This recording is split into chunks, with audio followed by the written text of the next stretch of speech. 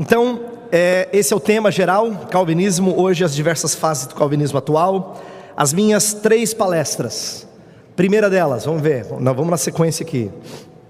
A primeira delas, que é a de agora,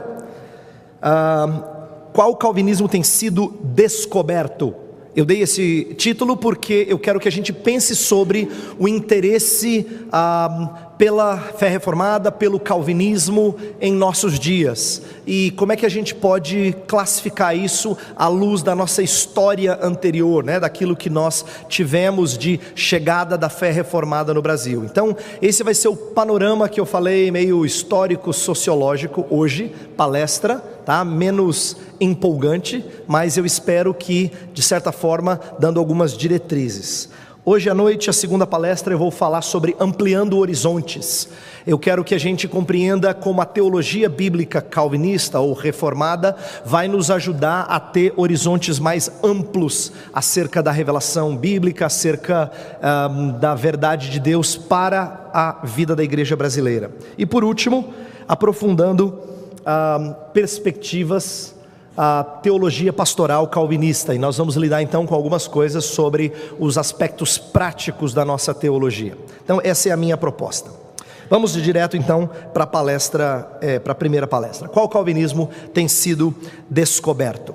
Então, eu quero começar mostrando que algumas coisas da nossa história não são tão fincadas assim. Deixa eu explicar. Eu coloquei no título descoberta com o re entre parênteses, porque a minha proposta é fazer você pensar: será que nós estamos em tempos recentes com interesse na fé reformada descobrindo ou redescobrindo a tradição reformada? Será que a gente já conhecia bem antes, perdeu de vista e agora está resgatando? Ou nós nunca soubemos tão bem e agora é que estamos procurando saber melhor? Essa não é uma resposta fácil de dar, mas certamente ela vai frustrar algumas pessoas, porque tem gente que acha que é uma descoberta nova e se empolga com isso, que entende que é bênção de Deus, e aí se falar que foi redescoberta parece que a gente ficou muito mal nos últimos anos. Tem gente que acha que é uma redescoberta para dizer que não é verdade, que o gente do passado não sabia, seria um desprezo para com a história anterior nossa, então nós estamos apenas resgatando aquilo que foi perdido no passado. Deixa eu começar com algumas reflexões históricas. Primeiro, eu coloquei no slide aí: o recente interesse pelo calvinismo no Brasil tem sido tratado por uns como tendo uma longa história, dizendo assim, a fé reformada no Brasil chegou desde o século XVI, com a chamada França Antártica. Aqueles de vocês que sabem das investidas dos huguenotes no Rio de Janeiro no século XVI, tem às vezes vontade de relembrar como o calvinismo chegou no Brasil há quase 500 anos.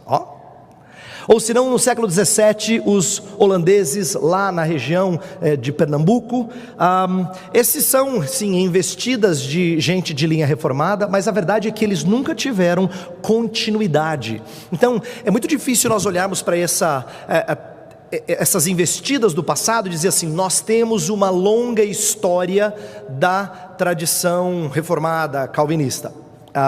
Do século XVI e XVII, certamente a gente não pode dizer isso, até porque ambas as investidas foram sufocadas e depois deixaram quase que nenhum vestígio, quase que nenhum legado para que brasileiros pudessem aproveitar. Não estou dizendo que o que eles fizeram não foi bom, não é isso. Só estou dizendo que a maneira como eles foram sufocados não permitiu que nós tivéssemos continuidade de entendimento da fé reformada. Então a gente pode dizer que a fé reformada chegou no Brasil há quase 500 anos. Não é verdade, porque nós estaríamos falando de uma história com um tracejado muito feio, né?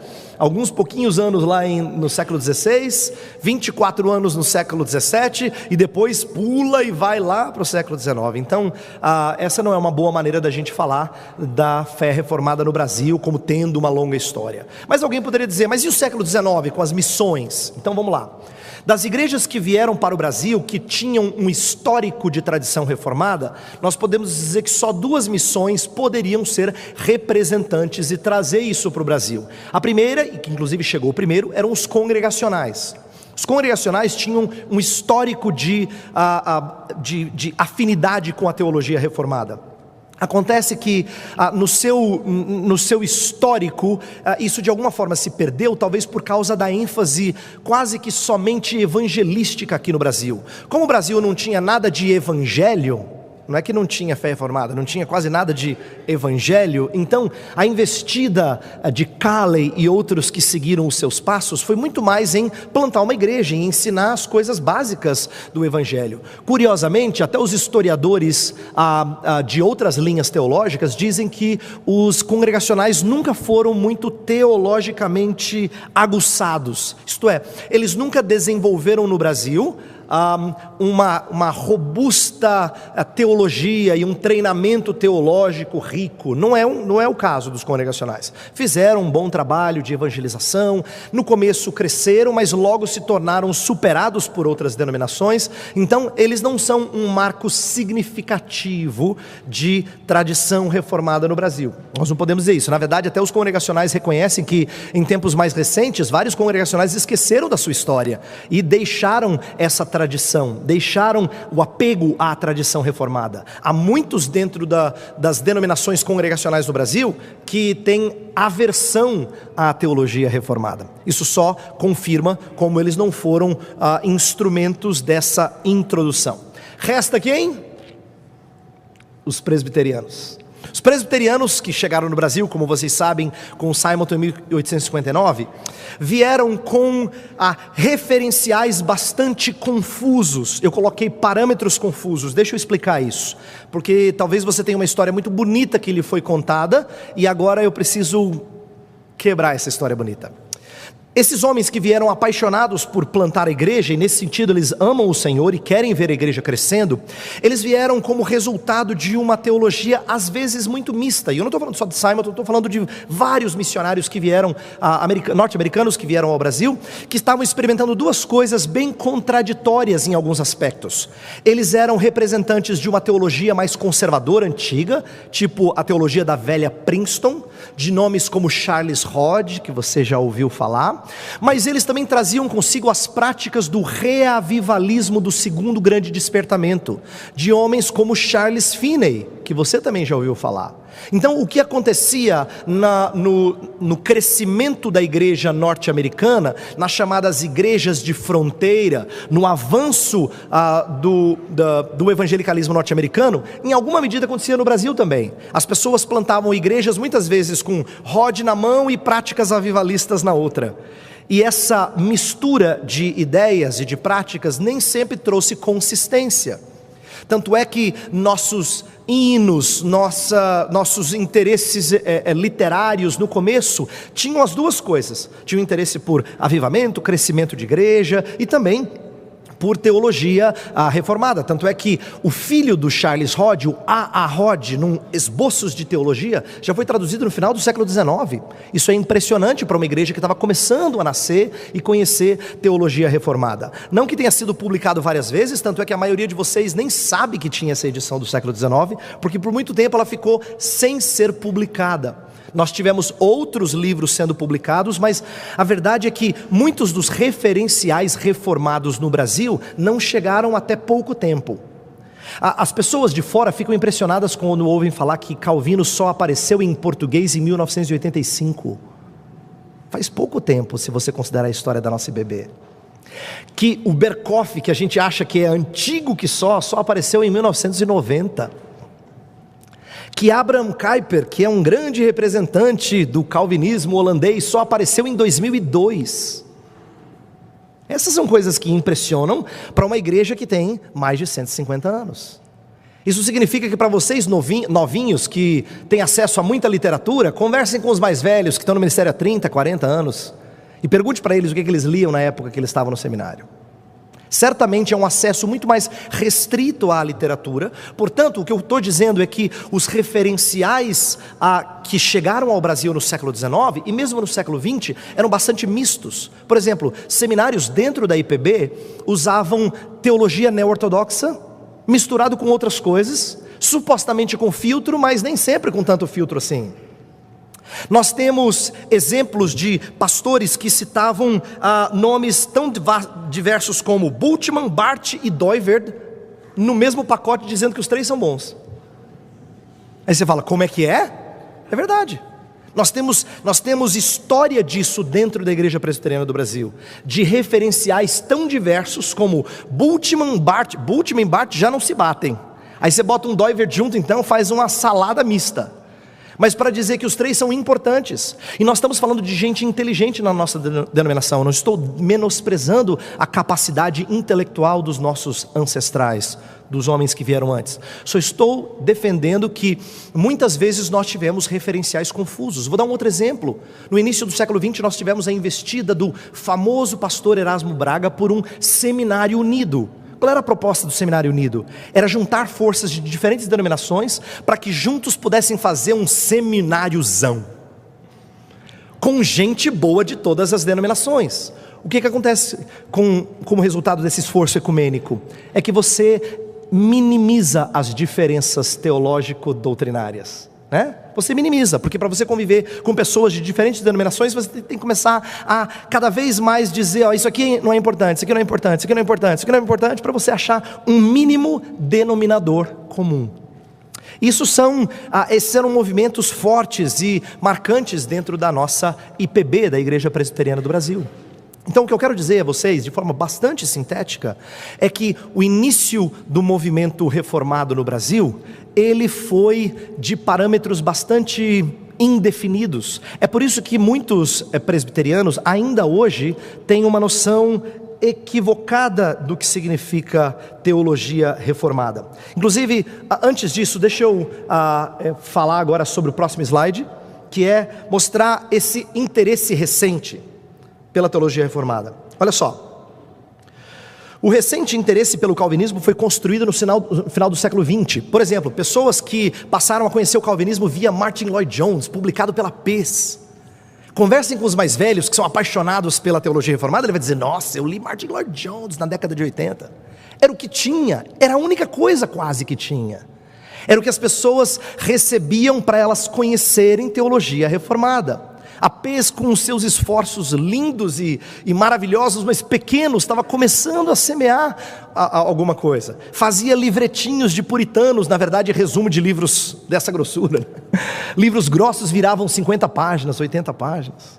Era assim que a literatura começou no Brasil, através de diferentes esforços de editoras, não é? Fiel, PES e outras mais. Depois a cultura cristã veio a publicar muita coisa também, mas isso começou no final do século XX.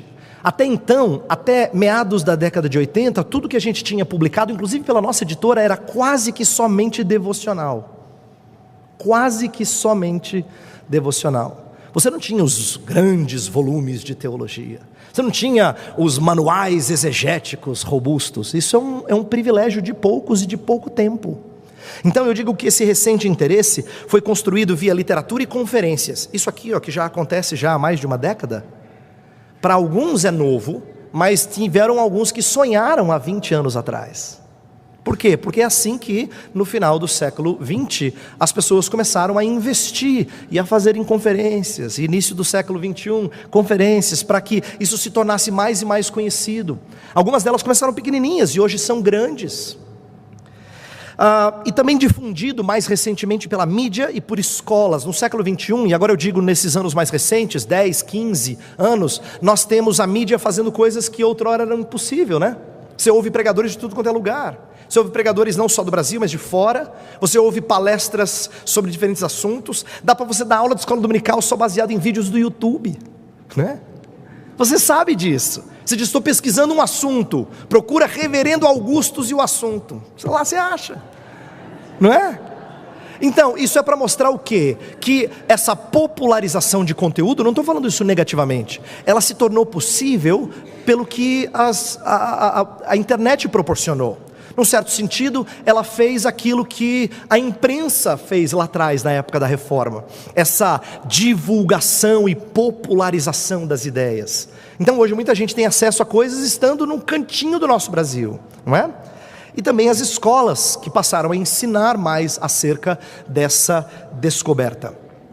Para fechar essa introdução, eu quero dizer que, ironicamente, a proporção de interesse pela fé reformada é muito maior do que pelas igrejas reformadas. Se você começar a observar como tem crescido o interesse pela teologia reformada, você vai se surpreender que nem sempre bate com o crescimento do rol de membros das igrejas chamadas reformadas. Aí você vai dizer, não pastor, na minha igreja chegaram 5 jovens, sua igreja é pequenininha, então 5 jovens é muito. Eu sei, mas tem muito mais do que 5 jovens interessados pela teologia reformada. Ah pastor, na nossa igreja não, nossa igreja que é a primeira, nossa igreja nós recebemos dezenas por semestre. Sim, mas nesse Brasil tem muito mais do que dezenas descobrindo a teologia reformada. O que eu quero dizer é que o crescimento das igrejas chamadas reformadas não acompanha necessariamente o crescimento do interesse pela teologia reformada. E eu pergunto, por quê? Eu acho que tem algumas razões, algumas que fogem ao nosso controle e outras que nos responsabilizam. Eu vou dar 3 inicialmente. Primeiro, há uma desconexão entre fé, pode voltar porque é do slide anterior ainda, por favor. Primeiro, desconexão entre fé e instituição. O que eu quero dizer é que às vezes nós temos pessoas que não conseguem associar fé com alguma coisa que as trouxe, com uma igreja, com uma tradição que as trouxe. Elas creem, dizem que é bíblico, mas elas não conseguem conectar com um histórico, com uma igreja, com uma confissão, o que quer que seja. Isso é muito comum, as pessoas creem em coisas sem saberem o seu pedigree, de onde vem. Hoje em dia muita gente é reformado sem saber o que reformado significa, ou quais grandes nomes, com exceção de 1 ou 2. Então isso mostra que há uma desconexão entre fé e instituição. Uma segunda é a mídia como substituta de conteúdo teológico. É um fenômeno interessante observarmos que muitas pessoas aderiram aquilo que a mídia proporciona, aquilo que elas podem encontrar na internet, mas não sendo parte de igrejas que representam isso. Quer dizer, ela traz o conteúdo teológico e as pessoas se dizem reformadas, mas não tem igreja. Vocês não imaginam quantos e-mails eu e outros pastores recebemos de pessoas que dizem assim, não estou indo em igreja, mas eu sou reformado, viu pastor? É impressionante isso. Não achei uma igreja na minha região, mas eu sou reformado. Em alguma medida muito estranha, as pessoas se sentem alimentadas pelos pregadores presentes na internet. Isso não é bom. Em tempos em que desigrejados crescem, isso só comprova que tem pessoas que têm cristianismo desconectado de organismo, de instituição. Terceira razão, e essa é a mais triste, é que eu creio que há falta de identidade por parte de representantes tradicionais do calvinismo. Isto é, a verdade é que aqueles que deveriam ser os representantes tradicionais do calvinismo, eu mencionei 2 que chegaram no século XIX, congregacionais e presbiterianos, eles nem sempre representam bem a teologia reformada. E é por isso que as pessoas se frustram quando elas visitam igrejas que deveriam ser reformadas, mas são a mesma coisa da igreja de onde elas saíram. Então, esses são pontos que só revelam que, embora o interesse tenha crescido, isso não redunda necessariamente em crescimento das igrejas, do rol de membros, tornarem mais numerosas, inclusive mais saudáveis em termos de teologia. Eu questiono isso, e é por isso que eu me pergunto se de fato nós estamos redescobrindo alguma coisa. Eu creio que a gente, em alguma medida, ainda caminha para descobrir muitas coisas que outrora estiveram na mão de poucos, mas que agora tem sido mais popularizado. Esse é um aspecto empolgante da recente descoberta. Esse é o aspecto em que muita gente está vivendo uma reforma em suas vidas, tá? Não uma reforma de voltar às origens, ad fontes, como dizia a reforma protestante, não uma reforma de voltar aos originais, em alguma medida sim, com pregação expositiva e tudo mais, mas principalmente de descobrir gente e interpretações das escrituras que eram escondidas da maioria dos evangélicos brasileiros, e em alguma medida até dos evangélicos tradicionais, das igrejas históricas. Para piorar o cenário, com a recente descoberta do calvinismo por causa da nossa falta de bons referenciais, existem muitos conceitos errados sobre o que significa calvinismo. Eu quero mostrar agora no próximo slide algumas ideias muito comuns. Eu vou começar com parâmetros imprecisos. Primeiro, Parâmetro impreciso: calvinismo é igual à tradição eclesiástica. Não é incomum eu ouvir dizendo assim: pastor, nossa igreja é reformada, a gente tem coral e tudo. É verdade. O que eles querem dizer? Eles têm uma tradição. Eu já vi gente dizer assim: pastor, lá a gente segue a Constituição, ó, à risca, a gente é reformado. Constituição que ninguém da reforma conheceu, não é? Não é problema ter coral, nem ser apegado à Constituição. Não é problema ter interesse por sociedades internas, mas essas coisas não fazem de uma igreja reformada. Mas tem muita gente que entende que que o conservar a tradição é sinônimo de que você é reformado. Igrejas que têm cara diferente, que não parecem muito igreja, você já torce o nariz e fala assim: não sei, aquela igreja ali é meio pós-moderna. A gente é reformado, entendeu? Você pode ver que tem cara de igreja, ó.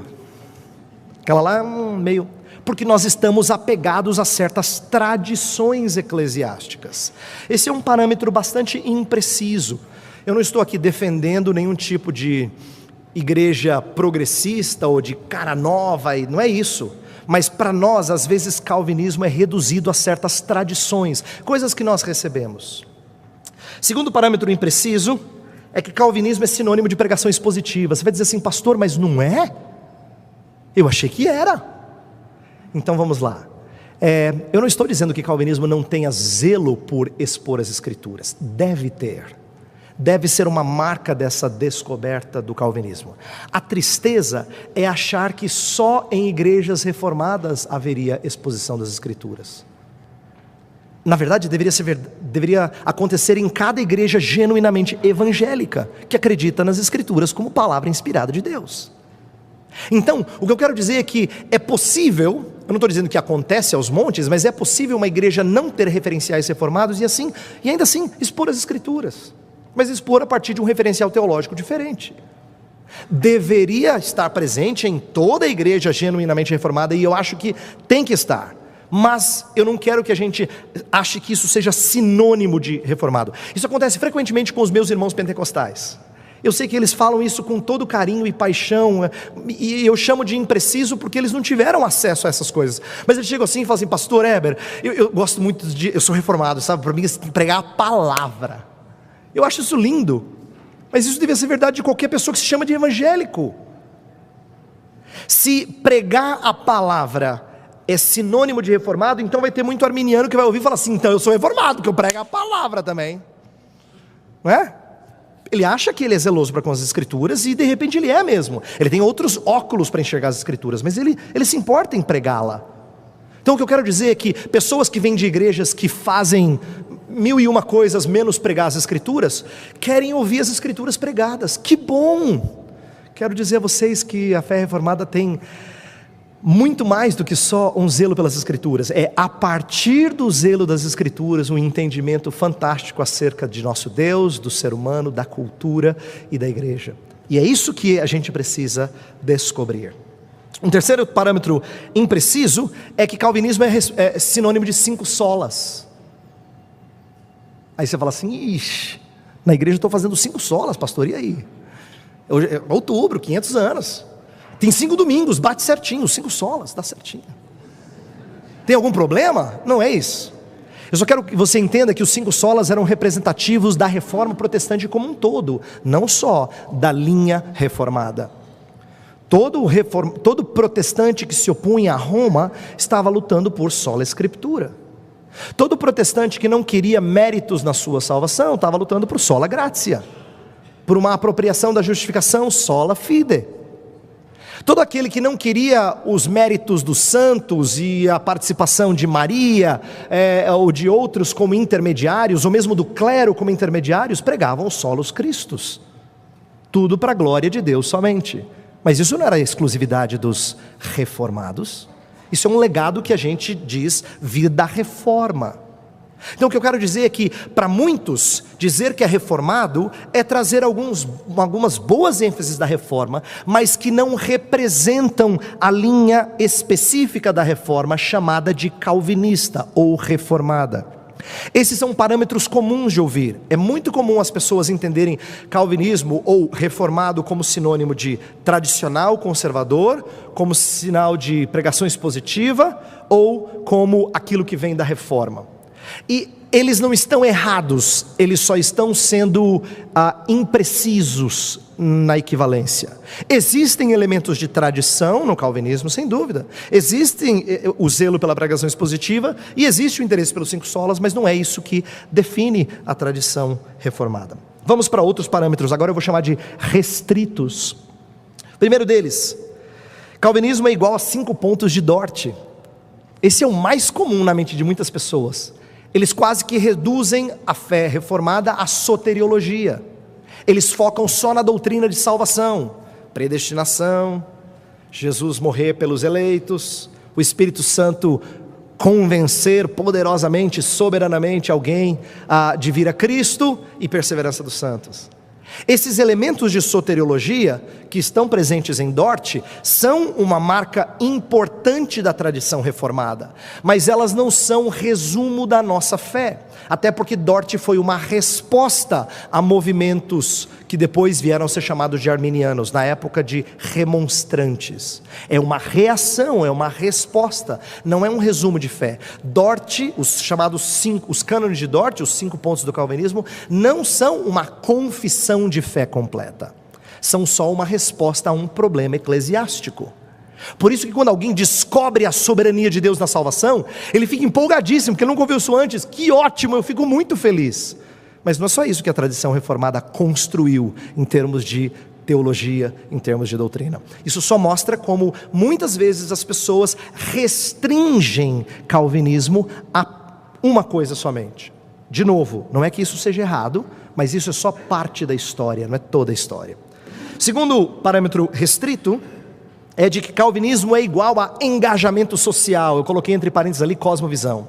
Principalmente aqueles que são um pouquinho mais progressistas, assim, mais descolados, gostam de participar da sociedade e falar de cristianismo e cultura e de envolvimento com este mundo, de não ficar preso às 4 paredes e tal. Esse pessoal, quando ouve falar que o calvinismo tem um legado interessante sobre o relacionamento do cristão com o mundo, ele fala, pronto, aí gostei, sou calvinista.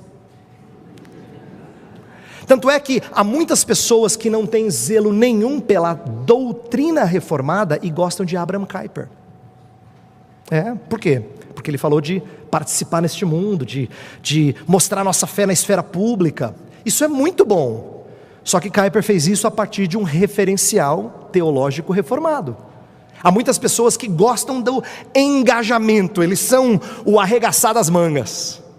Mas eles não têm esse referencial teológico. Eles trabalham com outro referencial, com outro paradigma. Isso só mostra como, às vezes, as pessoas pegam aquilo que gostam da tradição reformada, aquilo que lhes interessa. Mas, de novo, um parâmetro restrito. Por último, para alguns, calvinismo é sinônimo de puritanismo litúrgico.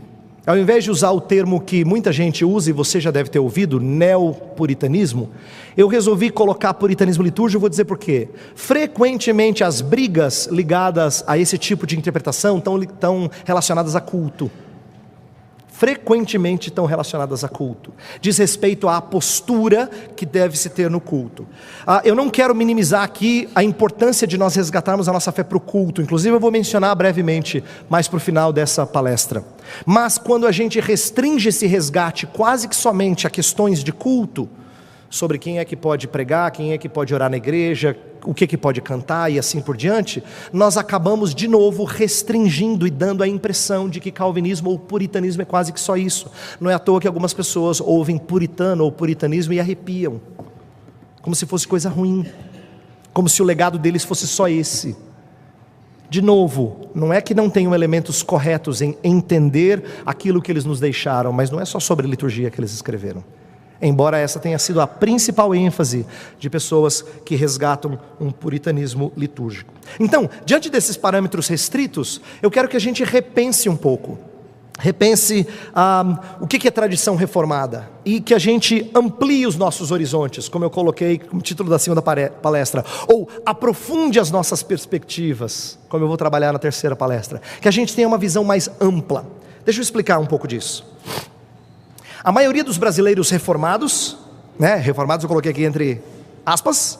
Tem poucos referenciais históricos. Normalmente a gente fala assim: pastor, eu sou reformado porque disse João Calvino. Aí eu pergunto: em quem mais?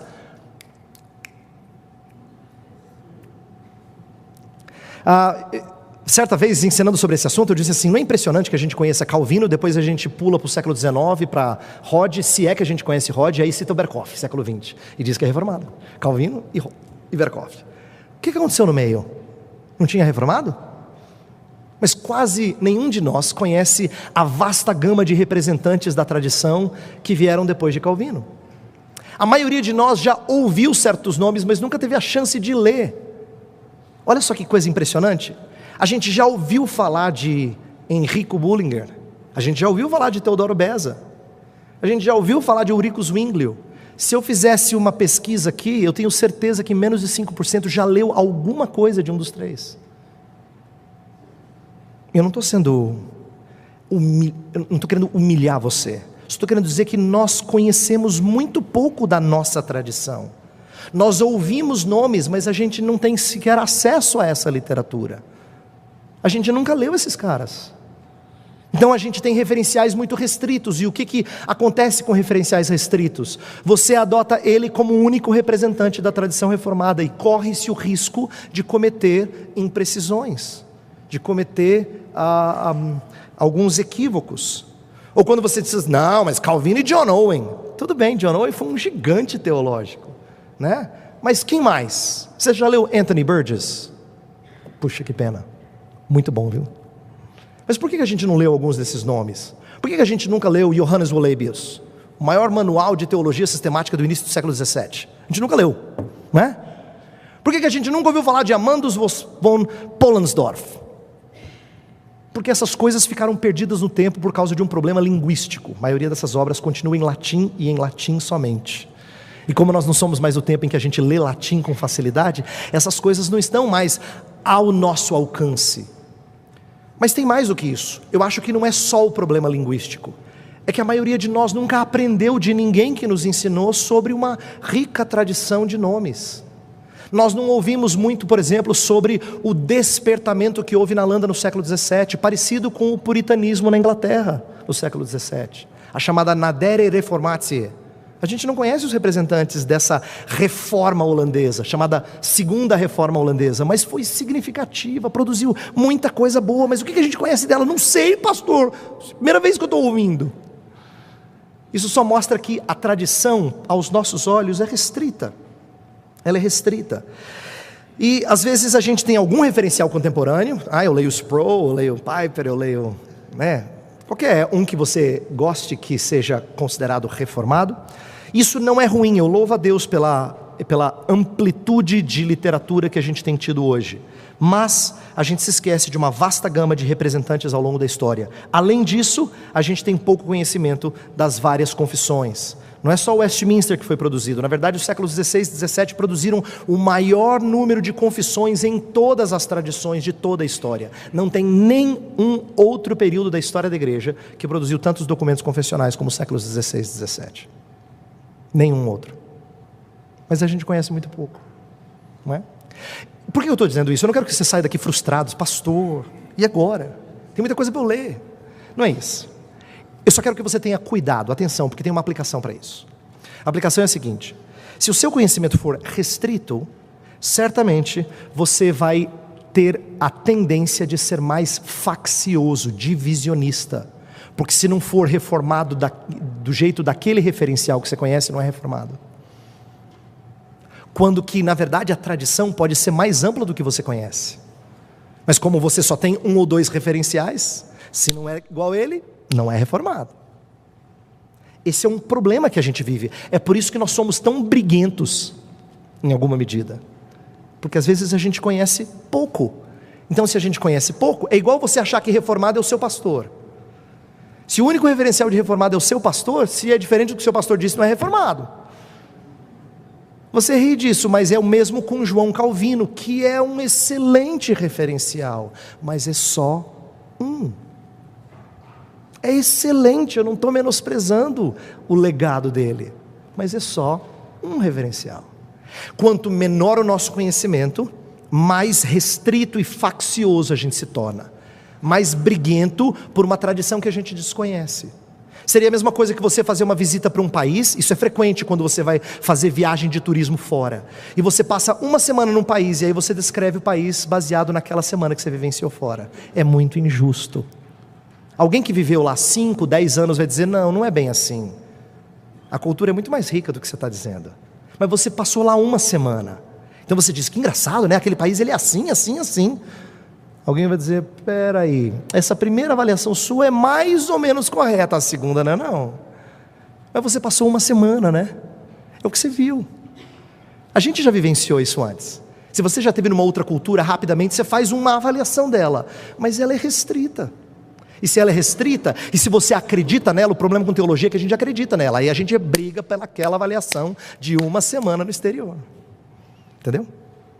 Aí isso se torna motivo de facções. Então, o que eu estou tentando fechar aqui é que a gente deveria repensar as consequências negativas desse nosso desconhecimento e desse nosso pedigree meio falho.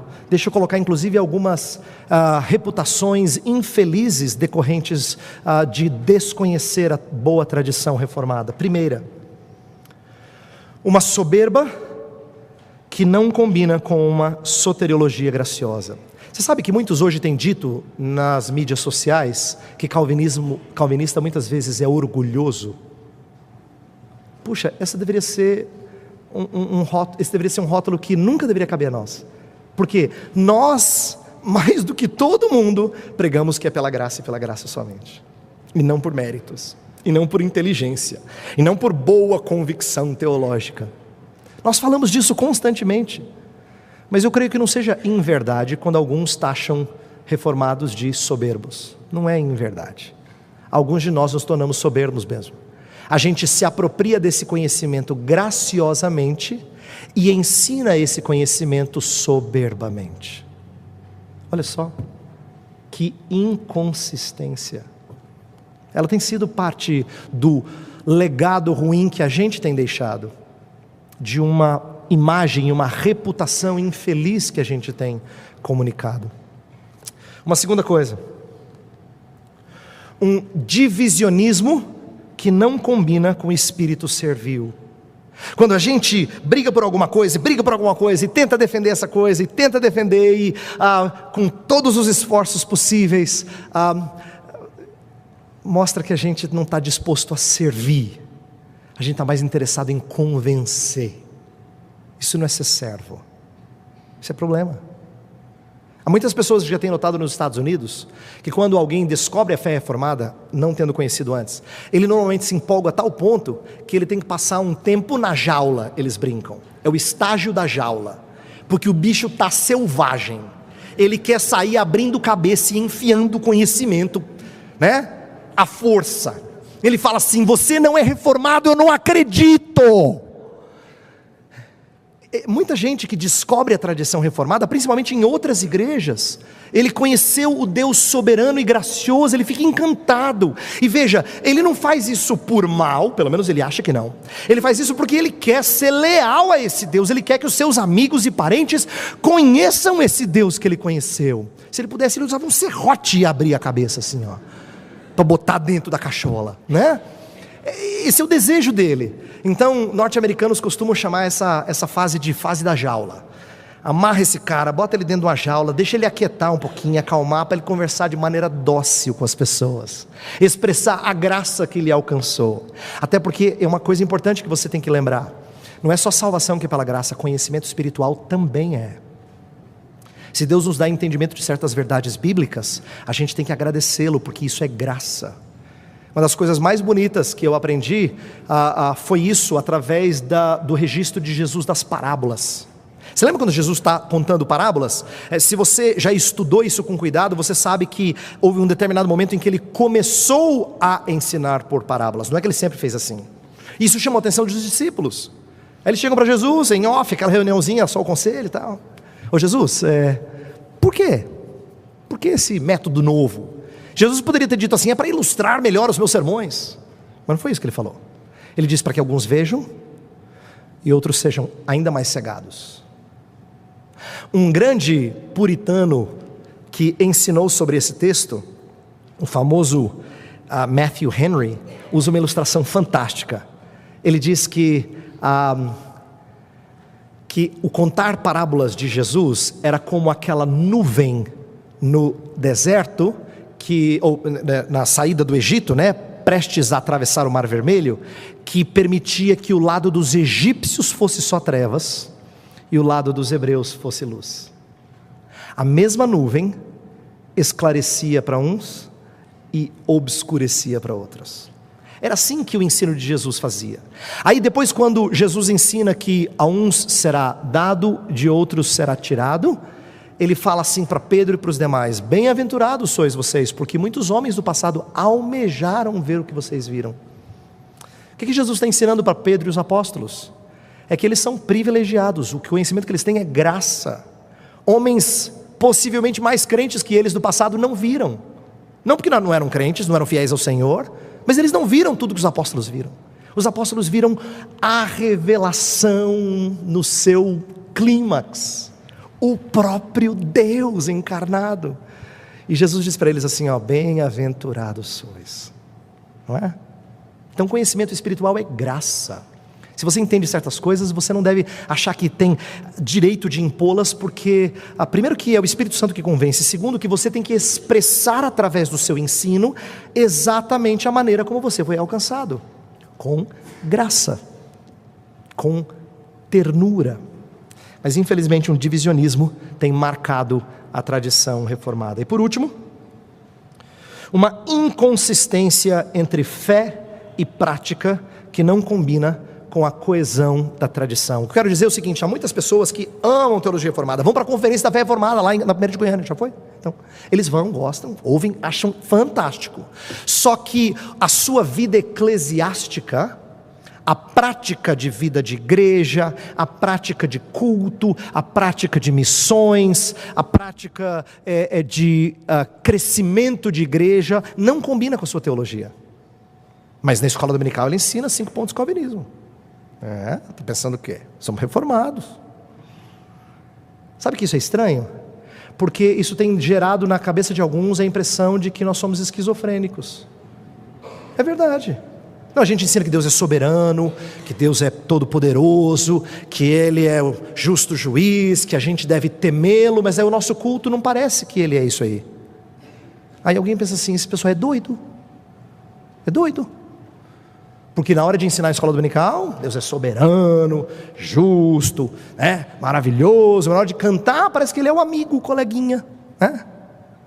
Na hora de fazer missões, a gente é pragmático, como se tivesse vindo de estratégias do marketing. Na hora de fazer evangelismo, a gente prega como se dependesse da gente. Na hora que a gente vai tratar do governo de igreja, a gente imita modelos de quem tem crescido. E nada disso combina com o que a gente ensina na escola dominical. 5 pontos do calvinismo. É uma inconsistência. As pessoas têm visto muitas vezes um calvinismo esquizofrênico, porque na hora que ele ensina é muito interessante. Aí, isso só mostra o quê? Que essa falta de parâmetros tem produzido confusão. Por isso eu quero terminar assim. Eu quero terminar propondo uma visão mais abrangente. Eu sei que hoje eu fui mais ácido. Eu não vou só bater em vocês, não. A palavra de Deus tem muita coisa encorajadora a nos ensinar. Mas eu só quero que você entenda, e eu também, que nós fazemos parte de uma descoberta fascinante, mas ainda limitada. Fascinante. Há muita gente amando essa teologia que tem sido colocada nas mídias. Tem muita gente amando mais o Senhor como resultado dessa teologia. Tem muita gente indo para missões com um fervor resultante dessa teologia, e isso tudo é muito bom, mas muito dessa descoberta ainda é impreciso, restrito, ainda é parcial, e gera confusão. Por isso a minha proposta é que a gente repense nosso entendimento dessa tradição. Primeira coisa é uma teologia bíblica de origem antiga e amplo desenvolvimento moderno. Uma teologia bíblica de origem antiga e amplo desenvolvimento moderno. O que eu quero dizer com isso? Eu vou mencionar uma que você já ouviu falar e que você já deve ter estudado um pouco, mas a gente poderia explorar bem mais. A chamada teologia do pacto, ou entendimento pactual das Escrituras, é uma coisa que já estava presente nos reformados desde o início. Calvino, por exemplo, trata das implicações disso para entender Antigo e Novo Testamento, isto é, ter um bom entendimento de teologia bíblica. E ele fala disso como algo que precisa ser compreendido. Na Confissão de Fé de Westminster, fala-se de dispensações da graça ao longo do Antigo Testamento. Uma palavra que normalmente a gente não gosta, porque lembra outro tipo de escatologia. Mas a Confissão de Fé de Westminster usa essas expressões, falando sobre o desenvolvimento da revelação ao longo da história. Isso é fascinante, isso tem pedigree antigo, portanto. Mas recentemente nós temos muitos bons autores de teologia bíblica que têm desenvolvido o nosso entendimento da criação, queda, redenção, consumação, nos dando um panorama geral sobre as Escrituras. E normalmente quando a gente tem uma visão panorâmica das Escrituras, a gente fica mais fascinado. A gente fica mais fascinado com o Senhor, com a sua palavra. Entenda que todas as vezes que a gente tem a impressão de que fazemos parte de uma coisa grandiosa, a gente se sente mais empolgado. Eu lembro da história que eu li em primeiro lugar no livro do Michael Horton, Cristão e a Cultura, mas aparece em vários livros, em que ele fala da famosa história medieval em que 3 trabalhadores estão numa construção. O primeiro é perguntado: o que você está fazendo? Ele diz assim: eu estou quebrando tijolo. Segundo: você, o que você está fazendo? Eu estou fazendo aqui a argamassa. Terceiro: e você, o que você está fazendo? Eu estou construindo uma catedral. Só o terceiro tem a perspectiva maior. Quando você faz argamassa ou quebra tijolo, né, você tem uma visão muito pequena do seu trabalho. Isso frustra. Quando a gente tem uma visão muito pequena de igreja, de reino, de trabalho, de aconselhamento, de discipulado, isso frustra, porque a gente vê tão pouco. Mas quando o Senhor Deus amplia nossa perspectiva, quando Ele abrange muito mais em termos de horizonte, a gente se entende parte de uma coisa maior. O que você está fazendo? Estou construindo uma catedral. É isso que a teologia bíblica tem feito, e nós precisamos aprender a resgatá-la. Mais pessoas precisam descobrir um entendimento robusto das Escrituras, antes do que só pensar aquilo que lhe interessa da tradição reformada. Segundo aspecto, precisamos de uma teologia dogmática com implicações para a eclesiologia e o culto público. A gente precisa ter uma visão mais rica do que significa ser igreja a partir de referenciais bíblico-reformados. Mas a maioria de nós busca referencial de igreja em igrejas que estão se dando bem. Tanto é que quando a gente busca uma conferência, principalmente uma conferência mais prática, a gente quer saber o que fazer para que a nossa igreja ganhe um boost, né? Uma melhorada. Então é que você vai numa conferência de liderança, aí se o líder disser assim: então meus irmãos, eu quero contar a história da minha igreja aqui, que pela graça de Deus tem crescido. Você pergunta para ele assim: o que você fez? É porque você não prestou atenção na palavra dele. Ele disse assim: pela graça de Deus tem crescido. Mas a gente vai numa conferência de liderança, a gente quer saber o que é que ele fez, não é? Por que a sua cresce e a minha não? Isso só mostra que às vezes nosso conceito de eclesiologia é inconsistente com a nossa teologia, né? A gente precisa de um entendimento mais robusto da teologia sistemática ou dogmática, com implicações para a eclesiologia, para o culto público, nosso entendimento do que é culto. E aqui eu não estou falando só de tradição, lembra? Alguns de vocês aprenderam que culto reformado é aquele que tem assim, ó, adoração, confissão, edificação. Pode ter isso, não é problema nenhum, mas não é isso que faz dele reformado. O que faz dele reformado, em primeiro lugar, é que culto não é um lugar em que você vem prestar a Deus alguma coisa e ele senta lá no trono para assistir e aplaude no final. Sabe por que você está no culto? Porque Deus é o condutor dele. Ele chama adoradores para adorarem em espírito e em verdade. Quando você chega no lugar do culto, você não invoca a presença dele, ele já está lá. Foi ele que te chamou para lá. Foi ele que conduziu você a vir a esse lugar. É ele que mostra a glória dele para você se sentir um pecador miserável e confessar o seu pecado. Mas quando você está sentindo o pior das criaturas, ele levanta você com a sua palavra, e você sai feliz da vida para uma segunda-feira mais animada. Quem fez isso tudo é Deus. Se você não concede essa perspectiva à igreja, dá a impressão de que a gente está aqui fazendo o melhor para Deus. Não está fazendo nada de melhor para Deus. Mas a gente tem essa ideia. Não, sinceridade de coração, e a gente ensaia bem para ficar bonitinho, afinadinho, que a gente quer fazer o melhor para Deus. É Deus que está conduzindo o culto, você só está respondendo às ações graciosas dEle. A razão pela qual você canta com júbilo é porque Ele te salvou de forma poderosa. A razão pela qual você ora em contrição é porque você feriu a lei dEle e Ele te mostrou isso.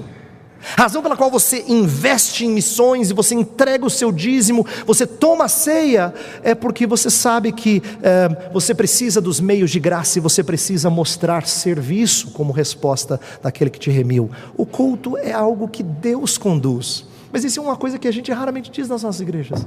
Olha só, como se não tivesse nada a ver com teologia reformada. Isso só mostra que a gente precisa de um conhecimento mais robusto. Por último, uma teologia pastoral mais entrelaçada de rica teologia, antes que reducionista. O que eu quero dizer com isso? Não adianta nada a gente criticar o pragmatismo de algumas missiologias, mas a gente não entender como escatologia tem tudo a ver com missões.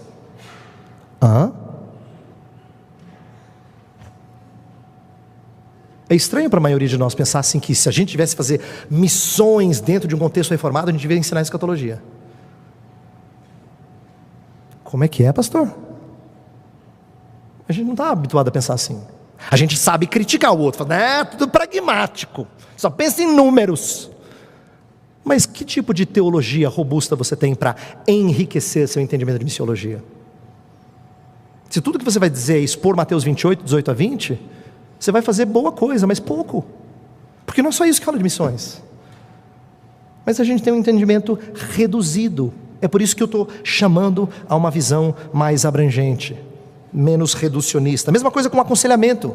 Alguns de vocês foram treinados em aconselhamento bíblico e eu fico feliz com isso. A gente critica o uso insensato da psicologia no aconselhamento. Veja que eu estou dizendo uso insensato, isto é, um uso indevido, um entendimento equivocado da psicologia, mas a gente acha que só a escritura é algo simples de ser praticado. Não é. Tem muita gente que diz que faz aconselhamento bíblico, mas não o faz a partir de um referencial reformado. E ele diz, eu sou de aconselhamento bíblico. Então qual é a diferença sua para ele? Qual é? O que faz do seu aconselhamento marcado por um entendimento reformado das Escrituras? Por isso, o meu interesse nas próximas 2 palestras é pedir ao Senhor graça, é o que eu vou fazer antes de palestrar, e depois descer a ripa. Mas na verdade o que eu quero é chamar vocês a um entendimento mais abrangente, mais profundo da nossa tradição, para que algumas coisas que alguns de vocês já sabem, atenção, eu não estou minimizando o fato de alguns de vocês já saberem, mas que vocês tornem isso cada vez mais conhecido de outros, para que eles digam assim, agora eu entendo muito mais do que significa ser reformado, para que você leve outros a entenderem a riqueza da tradição. Quem sabe a gente vai reverter aquelas reputações infelizes, quem sabe a gente não vai ser mais chamado de orgulhoso, porque nós vamos tratar os outros com graça. Quem sabe a gente vai ser menos divisionista, faccioso, porque nós vamos estar ali para servir outros no entendimento da palavra. Quem sabe a gente vai ser menos inconsistente, e o nosso culto e nossa missão estão muito mais interligados com a nossa teologia. É isso que eu espero. E a minha oração então é que a gente tenha uma visão mais abrangente e profunda. Nas próximas 2 palestras eu vou cobrir o primeiro e o terceiro ponto desse último slide. Mas agora nós vamos orar. Pedir que Deus nos abençoe. Pai, nós te agradecemos por termos uma rica e preciosa tradição, porque homens do passado e do presente têm se esmerado em compreender as Escrituras. Nós te agradecemos por isso. Te agradecemos pela recente descoberta e interesse pela tradição reformada, não só em meios presbiterianos ou tradicionais, mas inclusive em outras igrejas mais novas, igrejas evangélicas que têm pouco ou nenhum histórico teológico e estão descobrindo a tradição reformada e olhar para as Escrituras de forma a exaltar a tua grandeza, soberania e graça. Senhor, tudo isso é muito empolgante e nós te agradecemos por isso, porque não é por empenho nosso, mas é por graça tua que muitos têm descoberto. Mas em meio a essa descoberta, muitos de nós ainda têm sido orgulhosos, tem sido briguentos, temos sido inconsistentes, temos buscado uma parte da tradição só para que a gente seja taxado ou chamado de reformado. Isso é tão ruim, Senhor. Alguns de nós têm olhado para a Tua Palavra e pregado aquilo que dá para pregar e dá para preparar durante a semana, sem um compromisso de estudar mais e conhecer a riqueza da Tua revelação.